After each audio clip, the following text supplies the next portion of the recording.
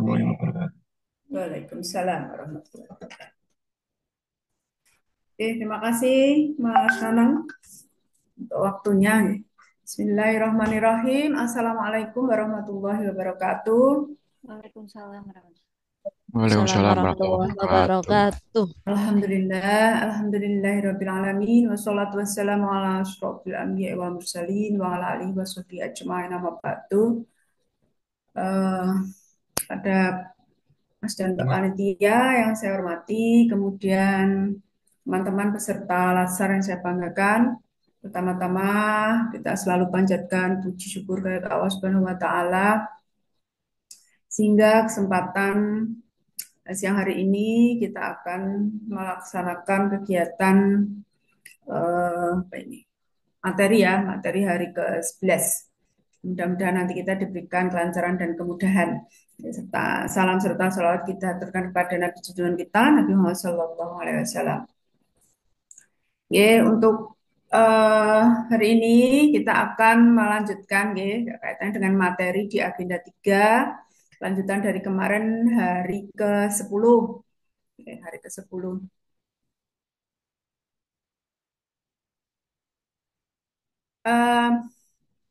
Untuk hari ini, seperti yang saya sampaikan kemarin, kita akan melaksanakan kegiatan presentasi untuk apa namanya presentasi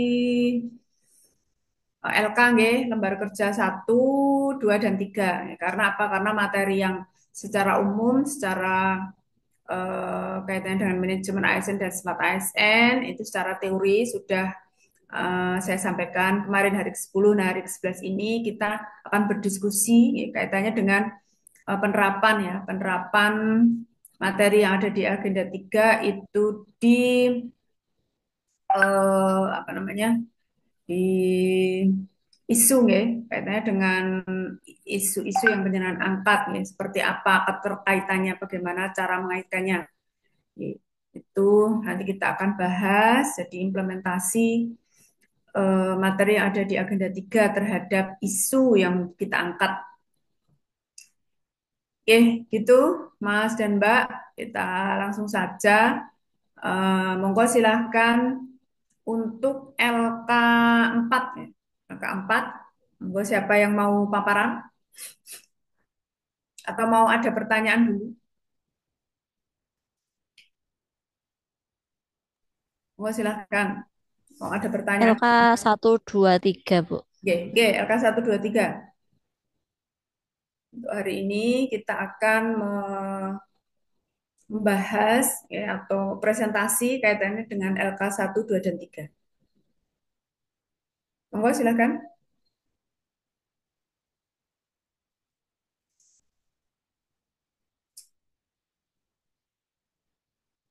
LK1 dulu ya. LK1.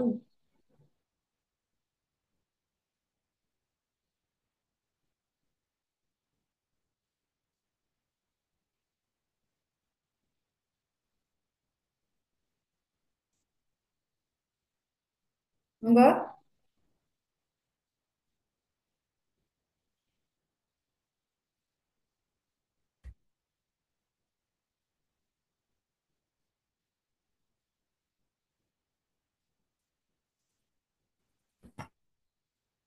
Oh, nggak usah ditunjuk.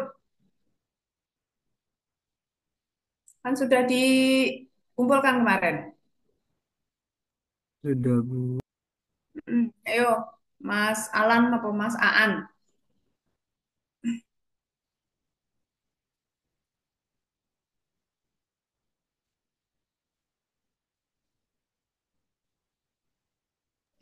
Izin LK1, Bu. Oke, silahkan Mbak Yuliana.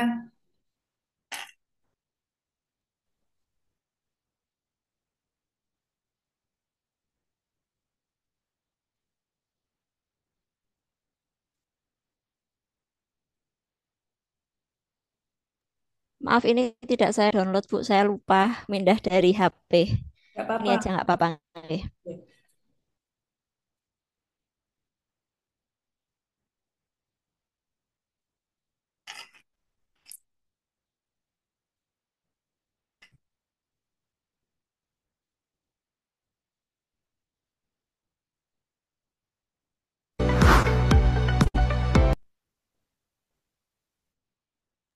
Terdengar nggih Bu tadi barusan?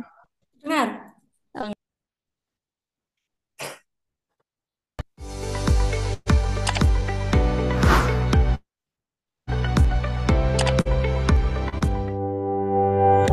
Learning Journal Agenda 3. Assalamualaikum warahmatullahi wabarakatuh sahabat Redici. Perkenalkan, saya Yuliana Rahmanti, peserta Latsar CPNS Kementerian Agama di Balai Diklat Keagamaan Semarang, Angkatan 66, Kelompok 1. Jabatan saya adalah guru ahli pertama guru matematika di MTS Negeri 1 Banjarnegara. Untuk tugas individu kali ini, saya akan menceritakan tentang pengalaman pembelajaran yang saya lalui pada agenda 3 pertemuan pertama, baik secara sinkronus maupun asinkronus. Pertama adalah pengalaman pembelajaran secara sinkronus. Dalam proses pembelajaran sinkronus, saya mengikuti sesi secara daring melalui Zoom Meeting bersama dengan Widya Iswara, Ibu Dr. Fatma Widyastuti, SPD, MED, yang membantu kami dalam penguatan pemahaman tentang manajemen ASN dan Smart ASN. Di sini, saya bisa berinteraksi langsung, berdiskusi, serta menyampaikan pertanyaan dan pendapat. Sesi ini sangat membantu karena saya mendapatkan penjelasan mendalam, contoh nyata, serta motivasi untuk lebih memahami peran saya sebagai seorang ASN. Kemudian dilanjutkan dengan pemaparan materi tentang manajemen ASN mengenai kedudukan ASN, peran ASN, hak dan kewajiban ASN, kode etik ASN, serta mengenai unsur-unsur dan aspek manajemen ASN, yang mana tujuannya untuk membentuk ASN yang profesional, berintegritas, netral, dan bebas dari KKN. Selain itu, kita juga dapat memiliki jalur karir yang jelas sesuai dengan kompetensi dan bebas dari intervensi politik. Selain itu, ada juga sistem merit dalam manajemen ASN yang bertujuan untuk menjamin keadilan dan juga menyediakan ruang terbuka dalam perjalanan karir sebagai pegawai. Nah, tentu saja berdasarkan pada kualifikasi, kinerja, dan kompetensi pegawai. Kemudian yang kedua dijelaskan tentang Smart ASN dalam pengetahuannya mengenai literasi digital yang wajib dimiliki oleh ASN agar memiliki kemampuan dalam pengetahuan dan keterampilan teknologi informasi dan komunikasi atau TIK secara efektif dan bertanggung jawab untuk membentuk smart governance. Dalam kompetensi literasi digital, ASN juga wajib menerapkan 4 pilar literasi digital, yaitu digital skills, digital culture, digital ethics, dan digital safety. Selama diskusi, saya mendapatkan banyak wawasan baru dengan suasana diskusi yang interaktif, sehingga menambah wawasan pemahaman saya, juga melatih kemampuan berpikir kritis saya, dan keberanian mengemukakan pendapat. Untuk kegiatan asinkronus, kami melakukan pembelajaran secara mandiri melalui web Kolabjar serta mengerjakan tugas-tugas yang telah disediakan pada agenda 3 ini, baik individu maupun kelompok. Dari semua kegiatan pembelajaran, baik secara sinkronus maupun asinkronus, diharapkan peserta Latsar CPNS dapat menciptakan ASN yang profesional, adaptif, berintegritas, dan kompeten di era digital. Sekian Learning Journal dari saya. Terima kasih. Wassalamualaikum warahmatullahi wabarakatuh. Waalaikumsalam warahmatullahi wabarakatuh. Terima kasih Mbak Yuliana. Sama-sama Ibu. Serak-serak gitu ya Bu, kehabisan suara. Next. Ye, ini learning journal satu nggih. Nah, nanti monggo untuk contoh untuk learning journal 2, isinya adalah pembelajaran hari ini ya, apa yang kita lakukan untuk apa isi dari pembelajaran hari ini. Oke, sekarang monggo yang LK2. Silahkan, siapa yang Mau paparan, monggo.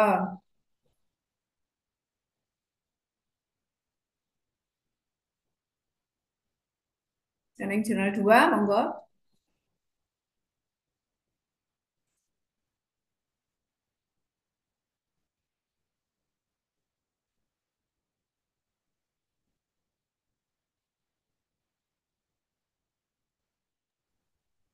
Izin Bu, Oke, Mbak Zulfa, monggo. tapi ngapunten seadanya Bu. Oke, nggak apa-apa.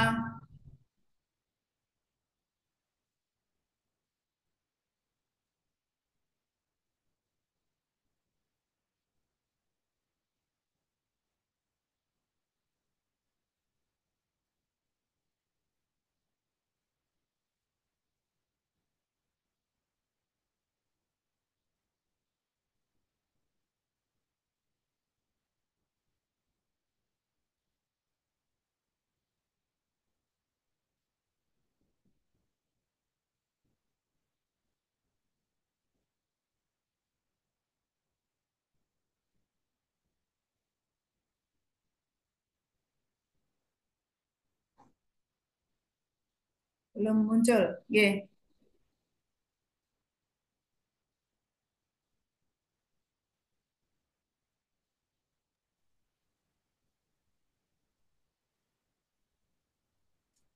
masih terpecah itu, Mbak. Iya, sekedar Bu. Mohon maaf, mohon maaf apabila agak susah karena memang sinyal Oke, nggak sama apa-apa. device kok belum muncul.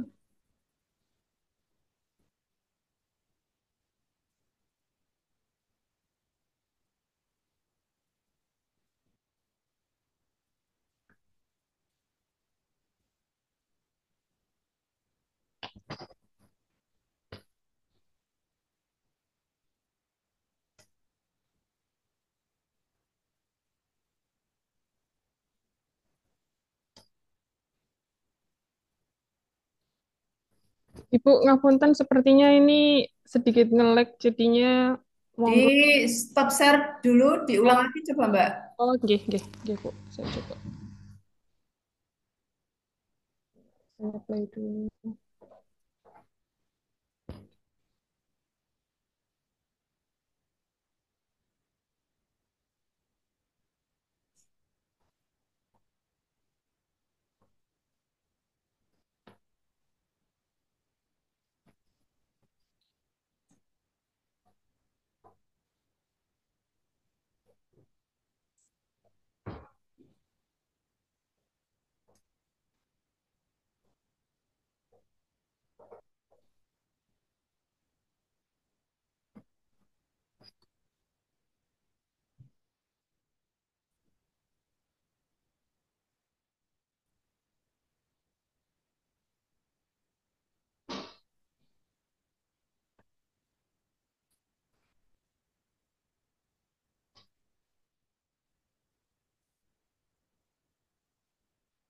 Masih nge-lag, Mbak?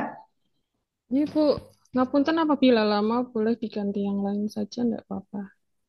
Ngapunten nggih Bu. Oke, nggak apa-apa. Monggo, mau yang lain boleh?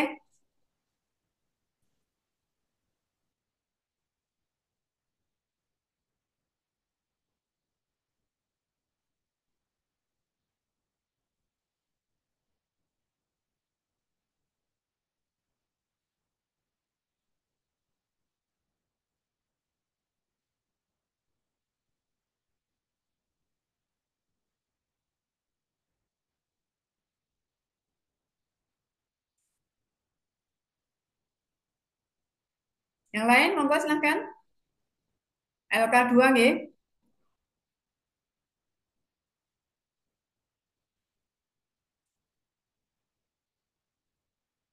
Yo, siapa yo?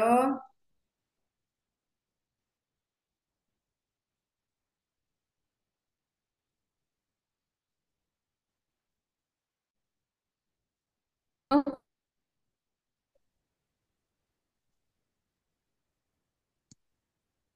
Yo, nanti malah ngantuk loh nanti. Mas Alan, ayo. Bu, saya kemarin itu buat yang videonya tuh pendek, Bu. Jadi saya akhirnya ngupload lagi yang PDF. Ini presentasinya yang PDF apa video, Bu? Ya, PDF tidak apa-apa. Karena PDF jangan harus membaca. Pendeknya berapa I menit? 1 menit, 1 menit 20 detik. Coba PDF-nya aja. Alhamdulillah. Sebentar, Bu, saya ambil dulu untuk yang video, yang PDF-nya.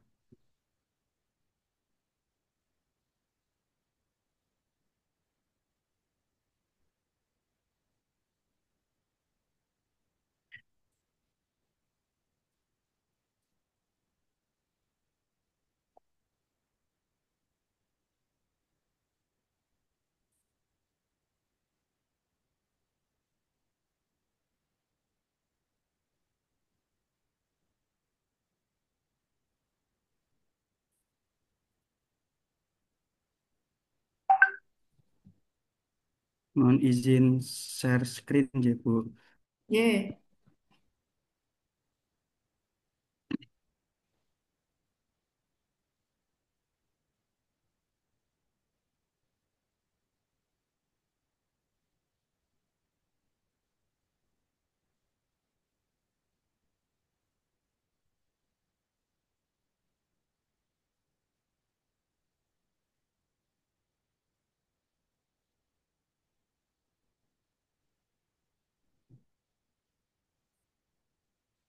Mohon izin apakah untuk share screen-nya sudah muncul, Ibu?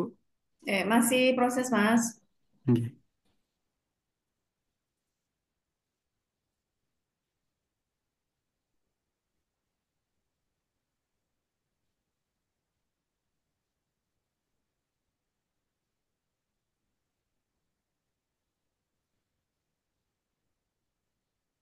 Belum muncul, ya?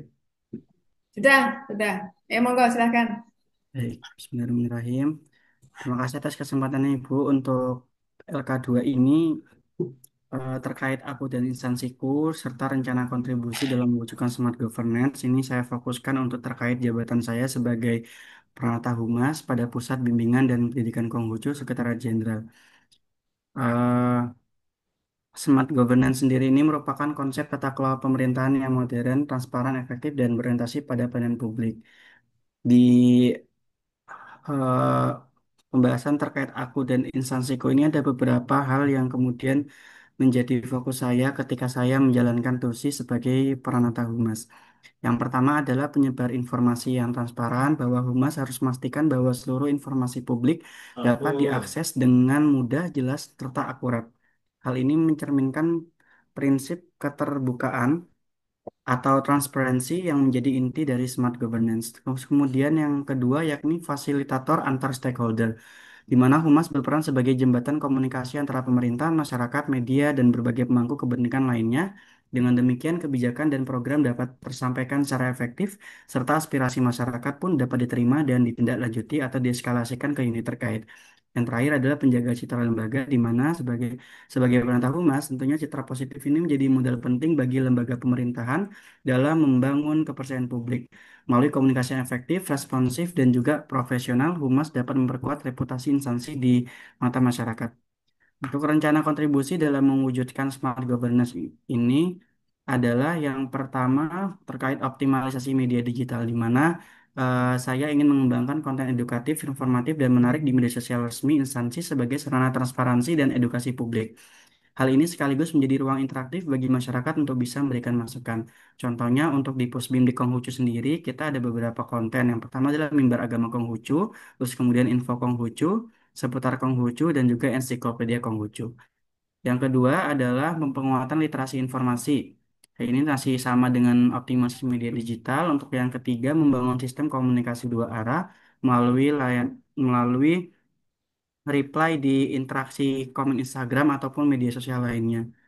Yang terakhir adalah menjaga akuntabilitas dan integritas, di mana dalam menyampaikan informasi dengan mengedepankan kejujuran, objektivitas, dan integritas agar kepercayaan publik terhadap lembaga semakin meningkat. Biasanya di konten-konten yang isunya terkait keagamaan kita akan sampaikan bahwa itu sumbernya dari Rohaniwan Sapa, atau misalnya kalau ada kebijakan sesuatu itu akan berdasar pada surat edaran seperti apa atau surat keputusan dari mana, seperti itu Ibu. Terus sebagai penutup, smart governance ini bukan harus diwujudkan melalui langkah-langkah konkret. Dalam hal ini, Pranata Humas memiliki posisi strategis sebagai penyampai informasi, penghubung, sekaligus penjaga citra positif lembaga.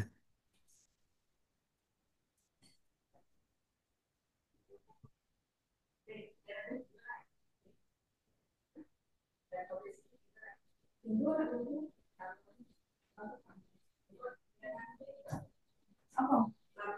Oh ya,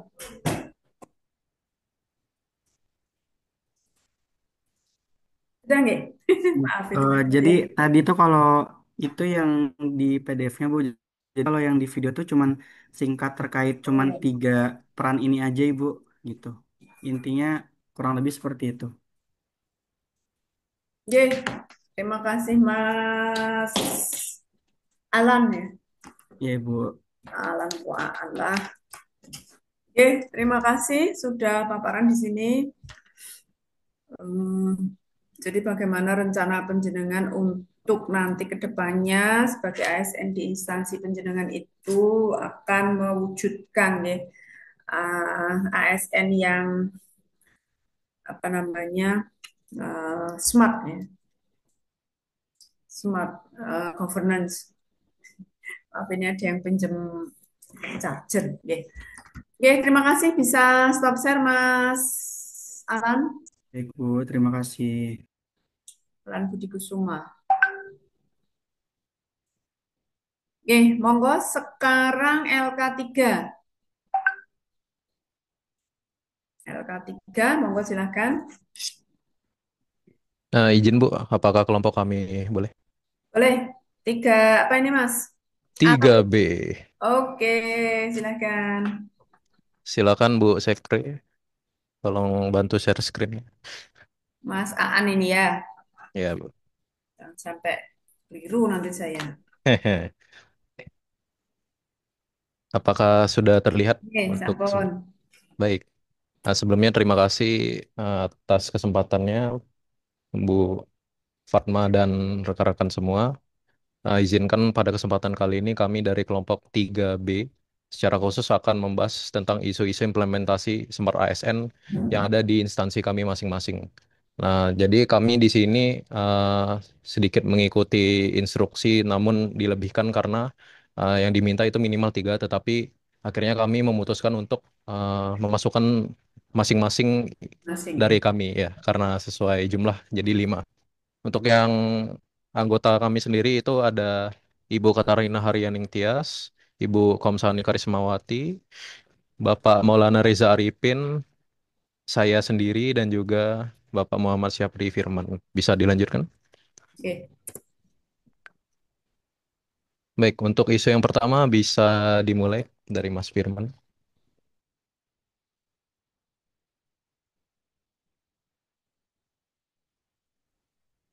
Ya, baik.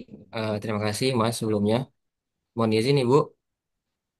Eh, Terima kasih atas kesempatannya. Jadi, isu yang pertama ini adalah isu saya yang insya Allah akan saya di RA, yakni belum optimalnya inventaris BMM di Kantongan Kabupaten Sukoharjo. Nanti eh, mohon izin, Ibu, mohon pendapatnya dan masukannya nanti terkait isu saya. Kemudian, adapun deskripsi isunya. Yang pertama, di sini inventaris BPN masih dilakukan secara manual. Jadi sebenarnya di Satker saya di Sukoharjo sini memang inventarisnya itu sudah ada Ibu, tapi masih by jadi belum ada inventaris secara online yang itu bisa saya kira bisa memudahkan kita dalam memonitoring inventaris BMN ke depannya. Kemudian eh, selanjutnya stok opname yang masih belum ada. Jadi rencananya eh, akan saya adakan stok opname agar memudahkan kita untuk mengontrol barang. Nah, itu beberapa deskripsi isunya. Mungkin saya lanjut saja untuk mempersingkat waktu. Ah, Selanjutnya untuk kolom pilar ASN di sini yang apa yang termasuk di isu saya adalah digital skill dan juga digital culture-nya. Yakni belum penguasaan aplikasi. Maksudnya di sini Siman Bu ya, yang web yang sudah lama yang terbaru ini web Siman. Nah, penguasaan aplikasinya belum optimal. Ya mungkin karena aplikasinya juga baru, kemudian kita terbatas SDM di sini. Jadi memang penguasaan aplikasinya belum diketahui secara Oke. dari isu ini. Yang pertama ada sebagian ASN masih lebih nyaman menggunakan metode manual. Ya karena itu tadi belum ada sistem secara online di sini, masih by manual. Kemudian dampak yang selanjutnya adalah nantinya pimpinan akan kesulitan mengambil keputusan yang sifatnya berbasis data. Yang ketiga, seluruh pegawai eh, terkena dampak karena keterlambatan distribusi atau penggunaan BMN. Kemudian, tidak semua pegawai yang terlibat dalam pengelolaan BMN memiliki kompetensi teknik yang memadai. Saya kira itu yang bisa saya sampaikan. Saya lanjutkan ke Mas Aan. Baik, terima kasih atas pemaparannya Mas Firman. Bisa dilanjutkan oleh Kak Komsani.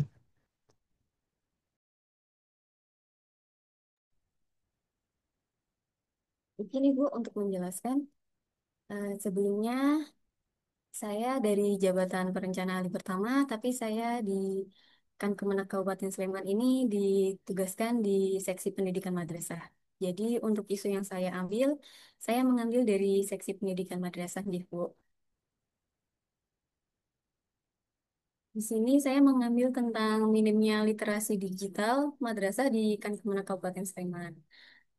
Untuk deskripsinya sendiri itu di lingkungan madrasah ini masih menghadapi kendala dalam mengoperasikan aplikasi resmi, contohnya EMIS, karena ada rendahnya literasi digital, sering mengakibatkan keterlambatan penginputan data dan kurang optimalnya pemanfaatan aplikasi, serta ketergantungan pada pihak tertentu.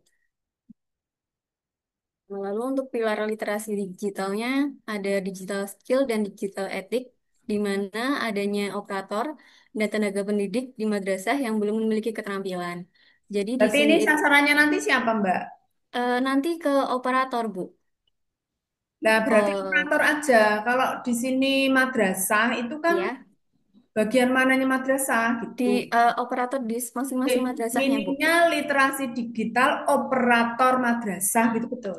Oh, yeah. Nah, gitu. Kalau Yeah. madrasah, madrasahnya yang nggak berliterasi digital, kan madrasah itu kan lembaga kan? Iya. Nah, kalau operatornya betul. Oh ya, Kan? nanti Nanti bisa ya. ditambah nih. Ya, Bu. Minimnya literasi digital operator madrasah itu Bu, baru. Yeah. Oke, oke. Saya lanjutkan, Bu. Oke, oke, monggo. Untuk digital etika etik akun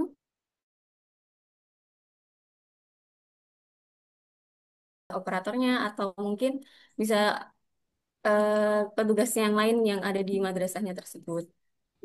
Lalu untuk dampaknya sendiri yaitu operator madrasah terkendala dalam penginputan data karena kurangnya pembagian peran. Lalu belum adanya wadah khusus untuk menghimpun pertanyaan. Jadi di sini kami menerima banyak sekali pertanyaan dari operator-operator yang secara berulang. Jadi nanti saya akan membuat video tutorial dan mengumpulkan permasalahannya terlebih dahulu dari setiap operator madrasah. Begitu, Bu.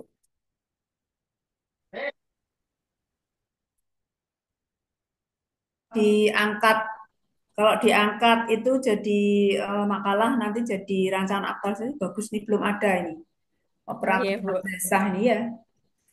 Oke, monggo lanjut. Boleh dilanjut, Yes, Pak Mas Aan? Baik, terima kasih pemaparannya Mbak Kamsani. Bisa dilanjutkan berikutnya Ibu Katarina.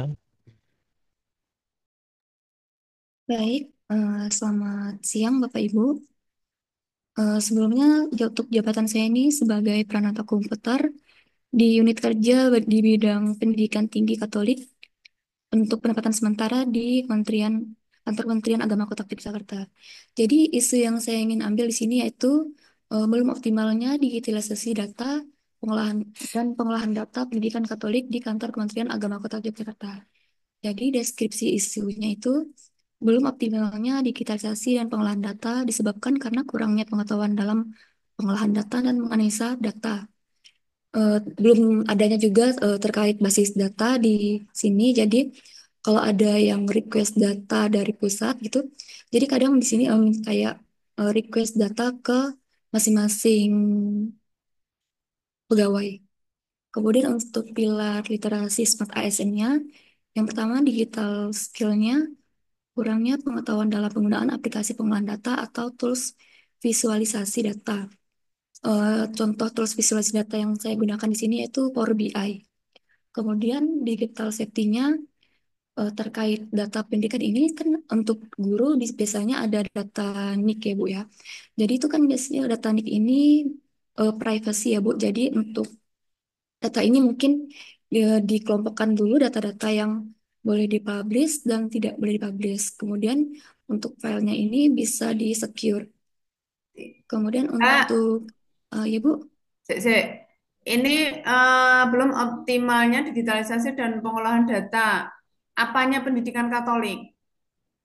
yang mungkin terkait baik guru, siswa, sama sekolah sih Bu. Kalau yang data guru mungkin Semuanya berarti. Data-data yang ada di Kemenak.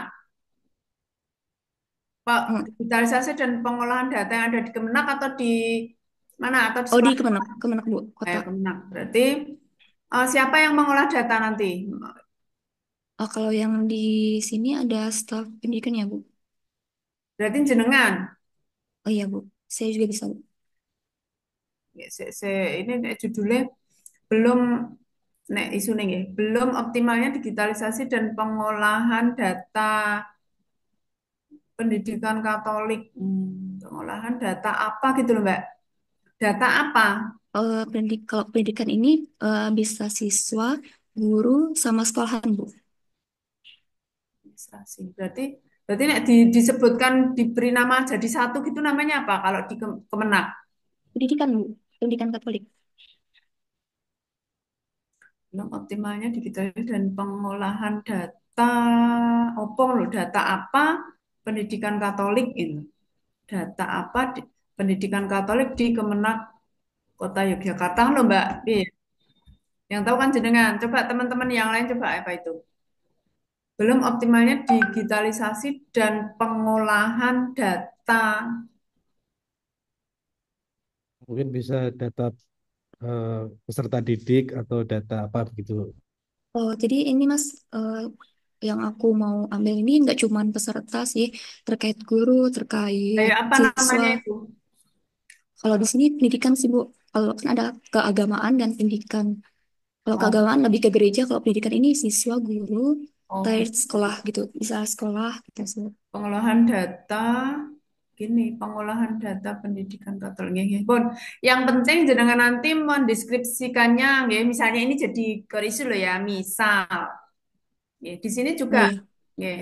Jadi data apa data? Nggih, nggih, nggih. Oke, Jadi oke, nanti lanjut. saya jelasin gitu ya Bu, Nggih, iya, tinggal dijelaskan. nyebutin data apa gitu ya Bu. Iya, data apa saja dan nanti jenengan yang penting itu ada bukti fisik ya, bukti fisik itu penting banget nih. Oh iya Jadi boleh. apapun yang penjenengan katakan itu harus ada bukti fisiknya. Itu. Harus ada dokumennya, barangnya untuk membuktikan harus ada. Oke, mau lanjut. Kemudian untuk dampaknya mungkin untuk seluruh pegawai karena proses pengambilan datanya cukup lama. Terus yang tadi eh, terkait guru, terkait kenaikan gaji sama masa pensiun. Terus untuk sekolah atau siswa, kalau di sini sekarang tuh gurunya belum bisa ngebedain yang mana siswanya atau muridnya itu Kristen atau Katolik sih Bu. Sekian dari saya kembalikan kepada, Ini Mbak, ini oh ya, mungkin ya, yang saya jadi ragu-ragu kok ada yang hilang kata-katanya.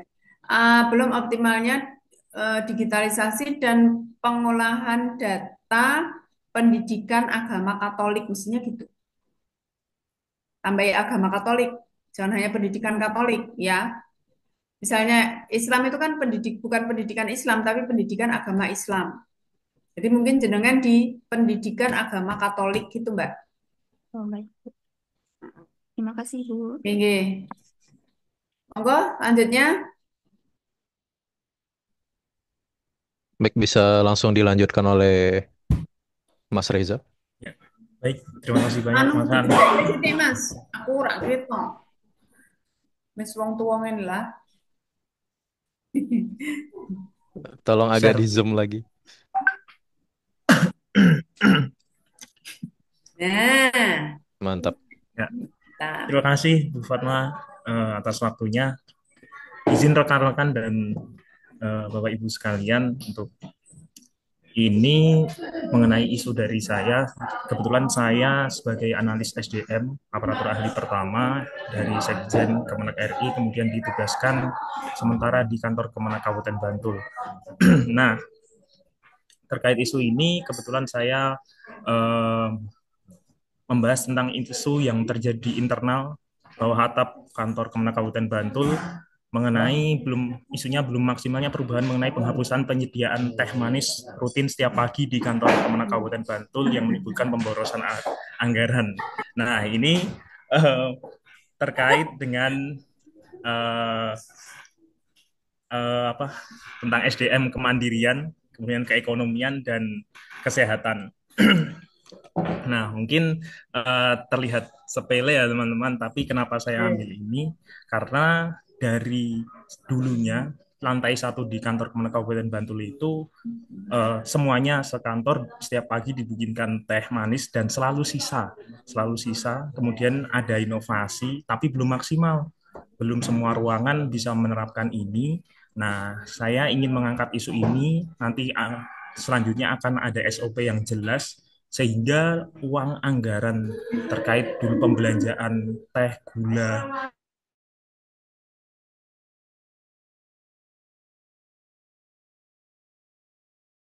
tapi di akhir kita pulang kerja selalu sisa dan selalu dibuang oleh pegawai di sini di dapur gitu, diangkati oleh pegawai PTT di sini. Nah, deskripsi isunya belum maksimalnya penerapan kebijakan penghapusan penyediaan teh manis rutin di kantor Kemenak Kabupaten Bantul menyimpan potensi penghematan anggaran yang belum tercapai. Seperti itu. Nah, ini juga kebetulan sudah ngobrol dengan Pak Kasubag. Ini kan saya kebetulan analis SDM. Kemudian Pak Kasubag ingin SDM di sini itu apa ya? Pengangkatannya itu tentang ekonomi, kemudian kemandirian dan kesehatan SDM di sini. Nah, dari situ kemudian sudah beberapa ruangan itu disediakan eh, tempat dispenser baru, tapi belum maksimal, belum semua. Kemudian disediakan teh, jadi secara mandiri bisa pembuatan dan itu kan tidak semuanya setiap hari membuat sesuai selera, jadi di situ terjadi penghematan. Cuman memang belum maksimal semuanya, karena setelah dihitung per hari, kemudian dihitung lagi sebulan, kemudian per tahun, ini juga dulunya sudah berjalan bertahun-tahun, itu anggaran yang terserap dari hal sepele ini sangat-sangat banyak. Kebetulan seperti itu. Nah, kemudian kaitannya dengan pilar literasi digital Smart ASN nih. Yang pertama ada digital skill-nya berkaitan dengan setelah ditelaah pencatatan dan monitoring pengeluaran logistik yang belum terdigitalisasi juga menghambat transparansi serta upaya pengendalian anggaran sehingga potensi penghematan belum tercapai. Seperti itu. Kemudian nanti ada digital safety, kemudian digital ethics dan culture-nya itu eh,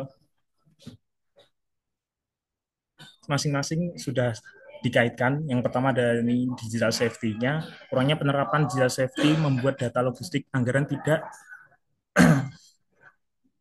tidak tercatat dengan aman dan transparan. Nah, sebelumnya nggak tahu nih anggaran tentang minuman ini.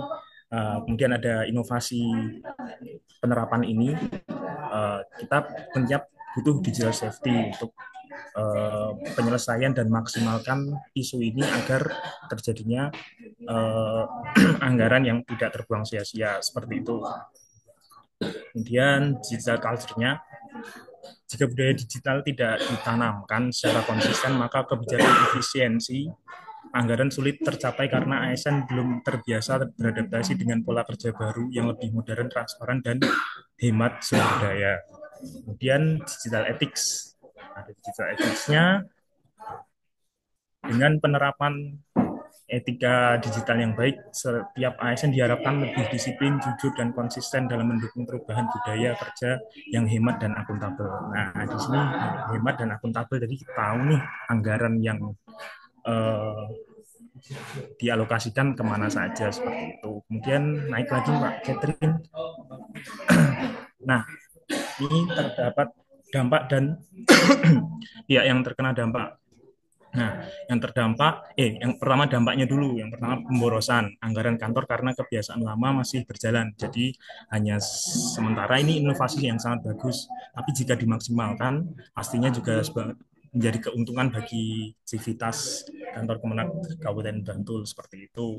Yang kedua, program efisiensi tidak tercapai secara optimal karena belum hanya sebagian, belum semua.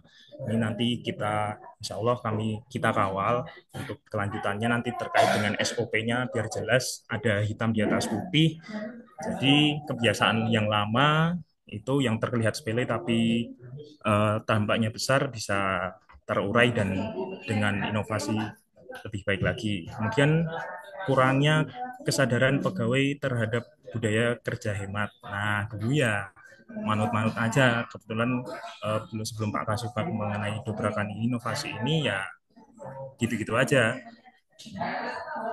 Hemat, pikiran untuk setiap SDM-nya untuk berhemat itu mungkin masih kurang. Kemudian citra instansi kurang maksimal dalam menerapkan tata kelola yang baik. Nah, dengan menerapkan ini, insya Allah nanti tata kelolanya hal yang sepele bisa diperbaiki, selanjutnya bisa memperbaiki yang lain. Nah, ya yang terkena dampak ada siapa aja nih? Yang pertama ada pegawai masih terbiasa dengan pola lama, kurang disiplin dan dalam perubahan. Jadi ya pasti ada aja yang acuh tak acuh. Makanya yang diperjuangkan di sini nanti insya Allah ada SOP hitam di atas putih, kemudian ya, draft mengenai peraturan ini dan pemahaman yang lebih mendalam dari setiap civitas kantor Kemenak Agama Kabupaten Bantul. Kemudian bagian umum dan logistik nih terbebani dalam pengelolaan anggaran dan penyediaan kebutuhan.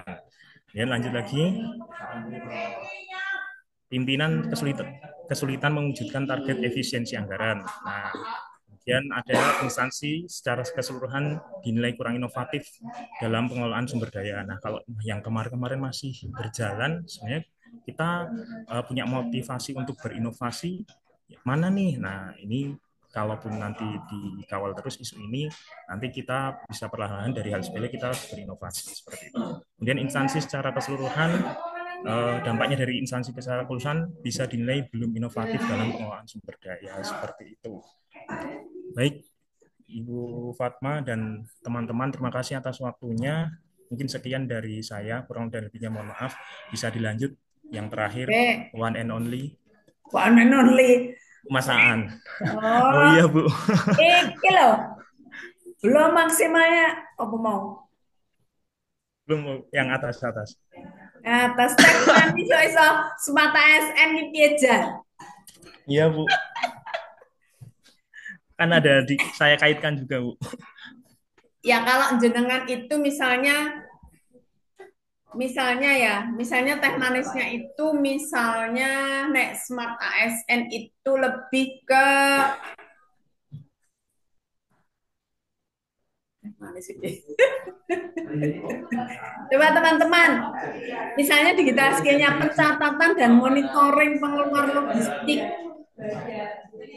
Kalau digital skill itu kan bagaimana cara bermedia sosial, bagaimana cara membaca, bagaimana cara mengoperasikan aplikasi tertentu.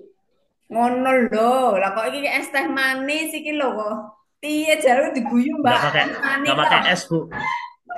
Ya ini BTS jenenge niatnya kan SDM kan, Bu. BTS Nathan Suloyo ya kan. Waduh, Eh, parah dong berarti, Bu. digital skill tuh gitu. Digital safety itu kaitannya dengan keamanan bermedia sosial. Ada bau-bau medsosnya di situ. Lah mana medsosnya? Ya, penyediaan teh. Misalnya jenengan itu Ya, Bu. jualan teh manis misalnya. Terus jenengan upload penjualan teh manis itu di medsos, misalnya di IG. Ngono. Nah, itu Ya. nanti digital skill, digital safety-nya nanti eh ya misalnya digital etiknya cara cara apa namanya promosinya dengan kata-kata yang menarik, dengan kata-kata yang bagus, tidak menyinggung saingan penjual teh lain. Nah, ngono ku digital etiknya. Kemudian Ya, Bu. mempromosikan ya, buat konten-konten yang menarik tentang penjualan teh manis. Oke. Oh no, Baik. Mohon maaf, Bu, baik. sebelumnya. Mohon maaf, Bu, sebelumnya. Ini kan terkait penghilangan ya, Bu. Terkait yang kebiasaan lama itu kemudian inovasi baru. Nah, ini kan digital skill-nya kalau terkait media sosial berarti sosialisasi ke seluruh pegawai. Ya, betul. Berarti Sekarang satu kantor disediakan. yang Heeh. kiranya 100 lebih itu tetap dibuatkan konten gitu, Bu. Konten-konten Oh, promosi edukasi. penyediaan teh manis di koperasi lah itu malah bener. Di koperasi Iya, Bu. sekarang jualan teh manis. Bentar. Nah, Bentar, Bu. laris laris laris dilarisi ya Nggih, koperasi ngapunten, ya. ngapunten. Ini bukan bukan jualan kan, bukan ini dihilangkan, Bu. Dulu yang dibuatkan terus setiap pagi. Ya iya, kan kalau sekarang dihilangkan kan jenengan mau mengadakan lagi toh tetap dikasih teh manis toh. Enggak, boten. Enggak, Bu. Belum Kan dulunya maksimalnya perubahan mengenai belum maksud. penghapusan penyediaan teh manis rutin ini Nah, mau dihilangkan. iya, jadi setiap ini udah mulai itu hanya sebagian setiap ruangan itu dikasih apa dispenser terus bisa mandiri secara mandiri bikin sendiri kan itu menghemat anggaran Bu. Dari Oh, dulunya itu setiap pegawai setiap pagi dapat sama masing-masing satu. Itu udah teh berapa, gula cek, berapa cek, kalau cek, dikalikan seminggu, cek. dikalikan sebulan, itu kan anggarannya banyak. Maksud jenengan tuh mau mau dihilangkan atau mau diadakan lagi? Kan sudah iya dihilangkan bukan Mau sudah dihilangkan dihilangkan ya? Nek mau sebagian cuman belum dihilangkan, belum pemerataan setiap ruangan ya ah, Bu nek mau dihilangkan. dihilangkan, jenengan berarti judulnya nanti ya menjadi judul tuh sosialisasi. Belum disosialisasikannya itu loh penghapusan belum belum optimalnya sosialisasi penghapusan penyediaan teh manis melalui media digital atau melalui media sosial Kemenak. Nah, ngono. Ye, baik Bu, itu tentang digital skillnya ya Bu. Ya, Kalau mau ke Smart ASN boleh nggak masalah. ya baik. Jadi kantor itu kan mau menghilangkan kebiasaan penyediaan teh manis. Ya, Nah, nah, berarti kan jenengan baik. harus mensosialisasikan tuh, karena kan Ya, baru sebagian-sebagian, belum semuanya dihilangkan. Maka ya Bu. untuk mensosialisasikannya ben tahu setiap pegawai bahwa sekarang sudah nggak disediakan teh manis lagi kan ngono toh. Ye, iya Bu. Nah, Nah, ini kebetulan ngono. ya Bu, ngapunten, ini digital skill Ah, yang saya angkat kan terkait setelah dulu ada anggarannya, terus habis itu ah. anggaran kan kegiatan ini hilang, anggarannya tuh di monitoring dan pencatatan secara digital gitu loh Bu. Jadi nanti Yo, transparan ya ke tetap pegawai gitu maksud yang kegiatannya sekarang ini. nggak hanya itunya toh. Jadi setiap Oke. kegiatannya itu melalui medsos. Oh, nggih, baik. Oh, enggak Nggih, apa-apa, berarti nanti boleh aja. Gue paling nggih. diguyur. Teh Iya, berarti manis. ini saya tambahkan ya Bu, terkait Ah, ini digital skill saya mungkin kan terkait transparansi kan, berarti nggak dihapus tapi nanti tambahin sosialisasi apa tambahin medsos ya jenengan Bu. kegiatannya nanti Nggih. itu sosialisasi piye carane sek dhewe misalnya konsultasi dengan mentor nanti nggih nanti ke depannya Nggih. sosialisasi dengan mentor mau dihapuskan. Dua, merancang gitu, merancang konten kaitannya dengan sosialisasi penghapusan penyediaan teh manis. Nggih. Nah, bikin konten promosi teh manis itu tidak bagus karena teh manis itu mengandung gula. Gula tidak bagus untuk kesehatan, nanti bikin stroke, bikin diabetes. Terus pemborosan anggaran. Anggaran mau dialihkan. Nanti para pegawai suruh suruh disediakan hanya air galon, kemudian membawa tumbler sendiri-sendiri, ngono ta? Nggih. Tanpa gula, tanpa teh. Jadi kantor hanya menyediakan air putih di galon. Silahkan para pegawai membawa tumbler sendiri-sendiri. Nah, gitu enggak apa-apa. Nggih. Jangan Itu nanti berarti bikin konten. Ya. baik dimasukkan digital skill mengenai medsos, isinya itu yang disebutkan Bu Fatma tadi ya. Baik, terima kasih banyak Bu. Lanjut. Ya, onggo Mas An. Oke, baik. Selanjutnya giliran saya. Ya, Ya, ya. kebetulan yang terakhir. Ya, saya mempersiapkan mental juga Bu dari tadi. Men- Izin. Baik, untuk isu kelima ini sendiri, dengan saya sendiri latar belakangnya itu perencana ahli pertama yang asalnya itu dari Ditjen Bimas Katolik. Lebih tepatnya itu di subbagian tata usaha pendidik, Direktorat Pendidikan, ya Direktur Pendidikan itu. Nah, tetapi di sini saya penempatannya di Bimas Katolik yang mana itu saya mencari-cari berdasarkan uraian tugas dan juga apa yang bisa saya intervensi di kantor, dan muncullah isu yaitu tentang belum dimaksimalkannya potensi digitalisasi yang mana itu bisa dilakukan secara masif pada proses inventarisasi serta penyajian data dan informasi di Bimas Katolik lingkup Daerah Istimewa Yogyakarta. Nah, mungkin ini sedikit agak mirip dengan yang dijelaskan oleh Ibu Katarina tadi karena kami memiliki apa itu ada sedikit kesamaan di uraian tugas terkait pengelolaan data, Bu. Tetapi mungkin di sini intervensi utamanya itu kalau saya sebagai sudut pandang seorang perencana itu nantinya data ini akan digunakan sebagai bagian atau pendukung dari rencana pembangunan ke depan yang mungkin itu terkait. Sama-sama Katolik ya? Ya, betul, Bu. Oh ya, Puji oke. Tuhan. Siap, siap. Ya, tetapi mungkin yang membedakan karena saya di Kanwil lingkupnya lebih luas. Ya, oke, oke. Ya. Nah, lalu deskripsi tentang isunya tadi ya itu karena di kantor sendiri dan Mas, Mas, dalam. ambil lingkup kanwil. Nah, Oh, linknya lingkup kanwil. oke. Iya, Mantap. jadi ada kanwilnya di sana, kanwil DIY, Oke. lingkup kanwil DIY. Oke. Siap, Bu. Oke, oke. Soalnya mikirnya nulis nama daerah langsung kan datanya se-Jogja gitu, Bu. Iya. Kebetulan gitu. Oke, nanti saya detailkan lagi, Bu.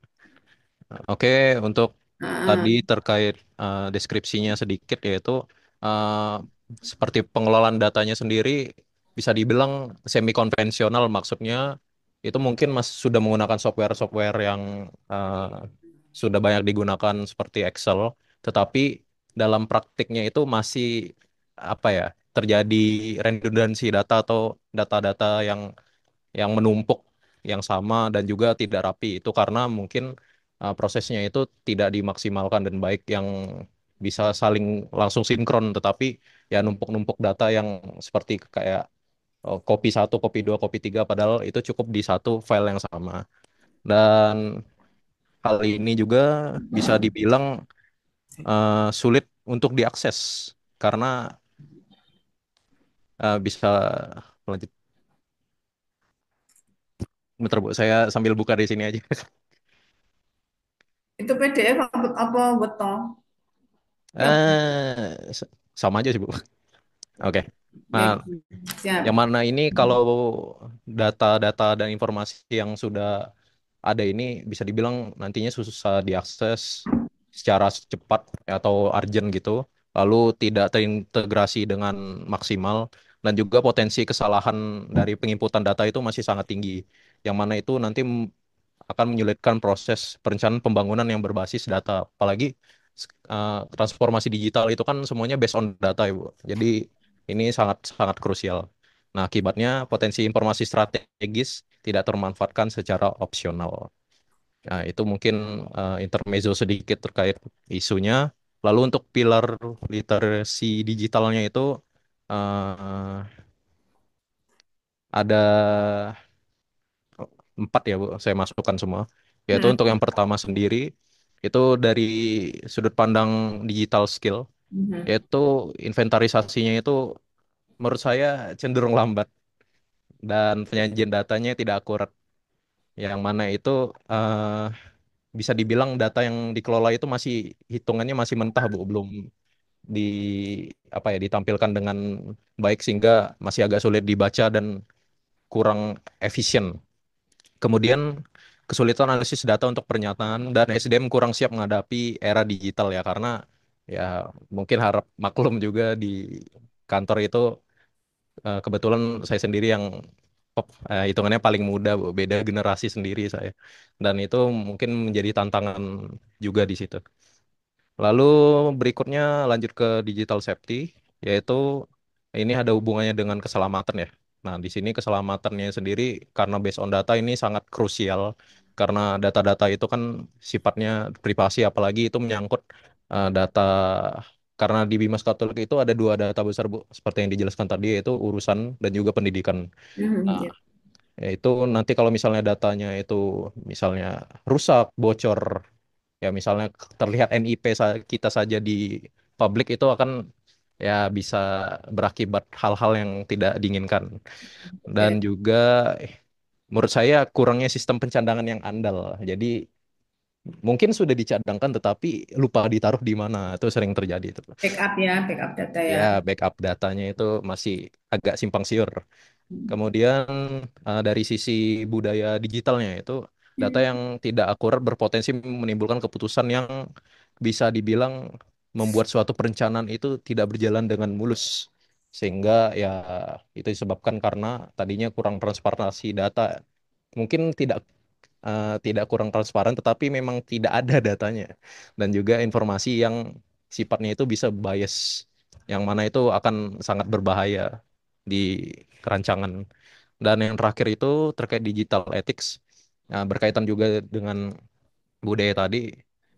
Ini lebih ke seperti budaya berbagi data. Maksudnya ini sinkronasi data Bu antara Bimas Katolik secara vertikal, misalnya antara Kanwil dengan kan Kemenak atau penyelenggara di kabupaten kota, yang Mhm. sifatnya itu kurang rutin, alias itu dilakukan ya hanya saat butuhnya saja. Itu pun dikejar-kejar, itu pun harus sampai surat sakti turun tangan baru dilakukan. Nah, itu yang terjadi di kantornya Ibu Katarina itu kemarin, dia curhat juga. Weh. Ini Ya, sudah curhatan nih ceritanya ya. ya saya senang mendengar sambatan, Bu. Jadi saya ketawa Weh. saja. Lu kok Ya. ketawa ya? Solusinya gimana kok Oh, bisa? justru itu saya menawarkan solusinya di sini, Bu. Oh, iya, iya, iya, iya. Ya, ya, Siap. ya, semoga ya, Bu. Dan juga resistensi terhadap perubahan teknologi Nek, ya. ini Mas, Mas Aan Belum, sudah menikah belum? belum. Mbak Katarina? Belum, Bu. Oh, ya, wes. Lebih baik saya lanjutkan dulu aja, Bu. Sebelum ngalor ngidul ya. Ya, Ah, wes. Buat. lalu resistensi terhadap perubahan teknologi ini maksudnya ya seperti yang kita ketahui, eh, untuk usia-usia senior itu mungkin ada yang dengan tegas dia menyatakan bahwa dia cukup menggunakan teknologi yang sudah ada Hmm. sebelumnya dibanding yang terbaru. Nah, yang mana ini untuk saya yang sebagai latar belakangnya IT ya Bu, walaupun di perencana itu akan perlu penyesuaian lebih untuk membuat suatu perencanaan itu bisa berhasil, yang mungkin juga itu perlu adanya training ulang, Hmm. penyesuaian ulang dan segala macam yang tentu saja ya bisa boros waktu, tenaga dan banyak hal. Dan juga ya rendahnya inovasi dalam penyajian informasi, dan terakhir kesulitan kolaborasi lintas sektor. Ya, lintas sektor itu mungkin antara Bimas Katolik dengan Bimas Kristen atau Bimas yang lain itu nanti agak sulit untuk membalanskan karena ya pendataan tadi yang sangat kurang. Oke, bisa kembali ke bagian dampak. Ya. Nah, lalu bagian dampak ini sendiri di sini langsung ke pihaknya kalau dari sudut pandang saya, Bu. Mhm. Nah, untuk dampaknya ini sendiri itu ada yang paling terdampak itu mungkin dari sudut pandang sebagai pegawai, Hmm. yaitu ASN Bimas Katolik, lalu ada dari pimpinan dan juga bisa jadi dari uh, institusi ya baik itu Kemenak ataupun institusi yang berafiliasi dengan Bimas Katolik seperti Konferensi Wali Gereja Indonesia, paroki-paroki dan lain-lainnya dan juga masyarakat awam itu sendiri. Ya, kalau untuk yang pertama itu terkait digital skill dan Di karena faktor SDM tadi yang mungkin belum terlalu mumpuni dalam men-catch up perubahan transformasi digital. Lalu beban kerja manual tinggi ya, karena kita cukup tahu juga di kantor itu kan belum tentu kerjaannya itu sesuai tupoksi juga ya, Bu. Bisa jadi ditekan oleh pekerjaan yang lain. Dan juga ya performa kerjanya itu ikut berdampak. Lalu untuk pimpinan sendiri ya otomatis karena tidak ada data yang dia pegang, data yang dia tersaji dengan baik, itu ya dia bisa berkata apa. Nanti kalau ngomong awang-awang itu kan akan merugikan juga. Dan itu berkaitan juga dengan ya pengambil keputusan rancangan dan lain-lain yang mungkin itu akan diajukan ke level atas seperti diajukan ke eselon 1 yang ya rencananya bisa ambiar nanti ke depannya. Berikutnya untuk yang dampak dari digital safety, nah, resiko yang paling utama itu seperti kehilangan data dan lain sebagainya itu mirip-mirip sih. Apalagi ya seperti data umat jemaat yang mungkin krusial itu bisa disalahgunakan. Dan instansi juga ya otomatis